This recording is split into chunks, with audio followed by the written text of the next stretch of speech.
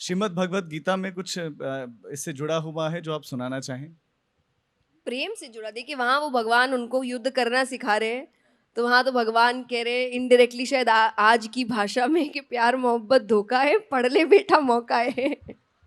क्योंकि वहां अर्जुन यही कह रहे हैं ना, ये मेरा अपना है, वो मेरा अपना है। भगवान के अपना वगैरह बाद में, अभी जो धर्म है वो कर, और धर्म योद्धा का युद्ध करना है।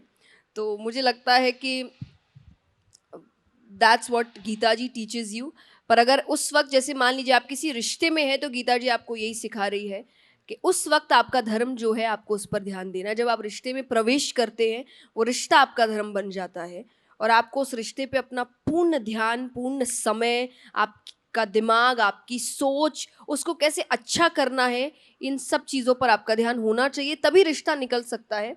अदरवाइज अगर आप कहेंगे चलना है चल जाएगा, तो ऐसा चल जाएगा वाली चीज़ होती नहीं है, चलाना पड़ता है। कोई भी रिश्ता चल नहीं जाता, आपको एफर्ट्स देने पड़ेंगे और जीवन भर देने पड़ेंगे। संपूर्ण समर्पण की आवश्यकता। अगर गेस्ट ऑडियंस में कोई सवाल पूछना चाहता हो तो हाथ उठा दें और प्लीज़ उन तक माइक भी पहुंचा दें ताकि उनका सवाल यहाँ तक आए। लेकिन ठीक है, मैं अभी मेरा जो सवाल है, जब आप पर बहुत तरह के जो क्रिटिसिज्म हो रहा था तो आपने कहा कि मैं कोई साधु संत नहीं हूँ, तो नहीं, क्या पहले भी कहा, सांसारिक, मैंने हाँ अभी नहीं कहा, ये बात मैं पहले से कह हाँ रही आप हूँ। कहती आ रही, हाँ, तो क्या आध्यात्मिक जीवन और सांसारिक जीवन साथ साथ चल सकता है? बिल्कुल चल सकता है, क्यों नहीं चल सकता है। और सब चला रहे हैं। आप मुझे कह रहे हैं, कौन से आध्यात्मिक व्यक्ति हमारे आपको आसपास दिख रहे हैं जो माया में नहीं है? मुझे आप बताइए।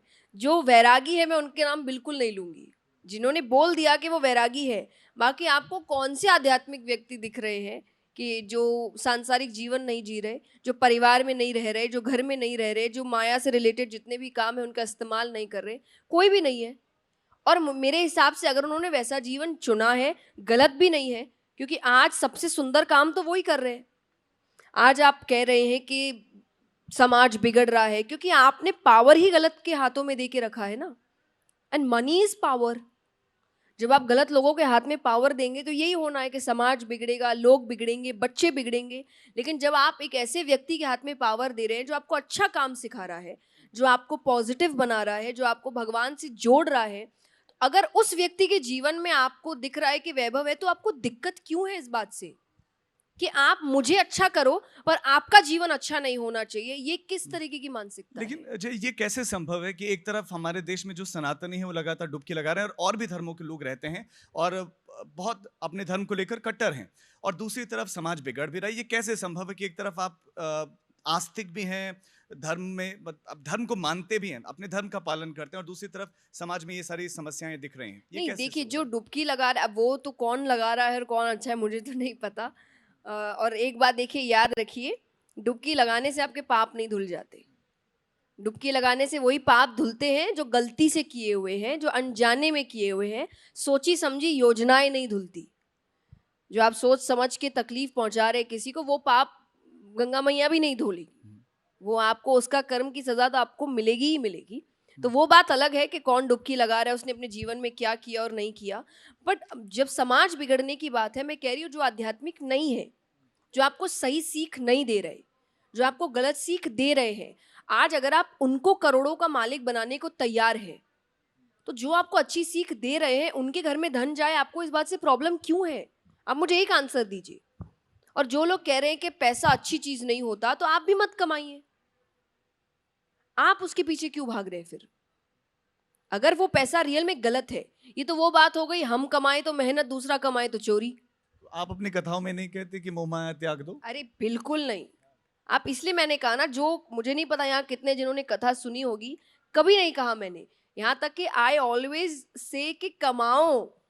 कह रहे हैं कि हाँ, जित उन्होंने कभी नहीं कहा। जी, जितने युवा बैठे, मैंने हमेशा उनको कमाने के लिए, पैरों पर खड़ा होने के लिए, फाइनेंशियली इंडिपेंडेंट होने के लिए बहुत प्रोत्साहित किया है। I have always been like that. तो मुझे लगता है ये सब ऐसी बातें हैं जो जानबूझ के शायद कहीं करी गई है। अब जिसे हम पेड पीआर कहते हैं, किसने की है भगवान ही जाने। बट हाँ, जबरदस्ती आपको परेशान करने के लिए, क्योंकि जब आप अच्छा काम करते हैं तो कई लोग होते हैं जो आपको पीछे खींचने की कोशिश करते हैं। But I am a spring, जितना जोर से आप पीछे खींचोगे मैं उतनी तेजी से आगे जाने वाली हूँ। सो वो कहते हैं ना कि बदनाम हुए तो क्या नाम ना हुआ। बहरहाल अभी गेस्ट में से कुछ सवाल ले लेते हैं। हाँ, आप बिल्कुल। अपना नाम बताएं और सवाल पूछें। जी, मेरा नाम है पुनीत आर शर्मा। मैं एक नमस्ते। एस्ट्रोलॉजर हूँ नमस्ते। और वास्तुशास्त्री हूँ। अ, मैं बहुत एडमायर करता हूँ आपकी बात को, कि बिल्कुल सांसारिक जीवन में हमें माया का त्याग हम नहीं कर सकते हैं, क्योंकि कलयुग को अर्थयुग भी कहा गया है। यहाँ मैं बस एक प्रश्न है मेरा कि स्पिरिचुअल फील्ड से मैं भी हूँ, तो मैं भी ये बात मानता हूँ, लेकिन एक आम जनमानस जो है एक स्पिरिचुअल व्यक्ति को हमेशा एक वैरागी के तौर पे देखता है। अगर मैं किसी से फीस चार्ज करता हूँ तो वो कहता है कि आप फीस कैसे चार्ज कर सकते हैं, हम भी प्रैक्टिशनर हैं, जैसे कि एक लॉयर है, एक डॉक्टर है, तो हम लोग भी वही काम कर रहे हैं।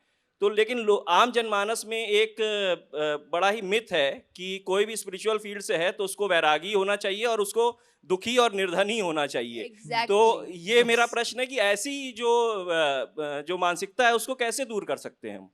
देखिए, आप काम करते हुए ही दूर कर सकते हैं। जैसा मैंने कहा कि आज जिस तरीके से मुझे नेगेटिविटी मिल रही है, I can do one thing कि मैं इस चीज़ को बंद कर दूं तो वो जीत जाएंगे। और I can do one thing, मैं और काम करती रहूं, मेहनत करती रहूं, पढ़ती रहूं, नॉलेज गेन करती रहूं और जैसे काम कर रही हूँ करती रहूं। क्योंकि मुझे लगता है जो समझदार है ना, वो आप तक पहुंच ही जाएंगे। वो समझेंगे कि आप सही कार्य कर रहे हैं, वो समझेंगे कि आप किसी गलत मानसिकता से कुछ नहीं कर रहे, and you deserve this. What I feel is we deserve this. हम अच्छा काम कर रहे हैं तो हम अच्छी खुशियां, हम कंफर्ट डिजर्व करते हैं। हम आपको सिखा रहे हैं। आज कुछ दिन बाद ही बॉम्बे में मेरा एक सेशन होने वाला है, सभी ट्रेडर्स के लिए। स्टॉक मार्केट के जो लोग होते हैं, ट्रेडर्स होते हैं, एंटरप्रेन्योर्स होते हैं, and the topic is all about money. आप मुझे बुला रहे हो ये बताने के लिए कि आप मनी कैसे अर्न करो, मनी के साथ बैलेंस कैसे क्रिएट करो, बट आपको प्रॉब्लम है जब मैं मनी खुद कमा लूं। आई एम लाइक कि ये कैसी बात है कि आप कह रहे हो कि हनी हमें अमीर बनाओ पर तुम गरीब ही रहो। लेकिन क्या शास्त्र नहीं कहते हैं कि माया भ्रम पैदा करती है? बिल्कुल। देखिए, आपको फिर समझना आप क्यों है। कमा रहे नहीं, हैं? समझिए, अध्यात्म जब हम कहते हैं, अध्यात्म का सबसे मेन बात है to know that nothing is permanent. I know that, I know that मुझे कोई प्रॉब्लम नहीं है। इसलिए मुझे आज ट्रोलिंग से भी प्रॉब्लम नहीं है कि ये टेम्पररी है। कभी ये गालियां देंगे, कभी ये तालियां देंगे, मैं दोनों से ही ओके हूं। तो ये एक समझ है आध्यात्मिक व्यक्ति की कि कुछ भी परमानेंट नहीं है। ये पैसा भी परमानेंट नहीं है, ये फेम भी परमानेंट नहीं है, पर जब तक है तब तक इस्तेमाल ना करूं, दैट इज स्टूपिडिटी। जब तक जियो जी भर जियो। बिल्कुल।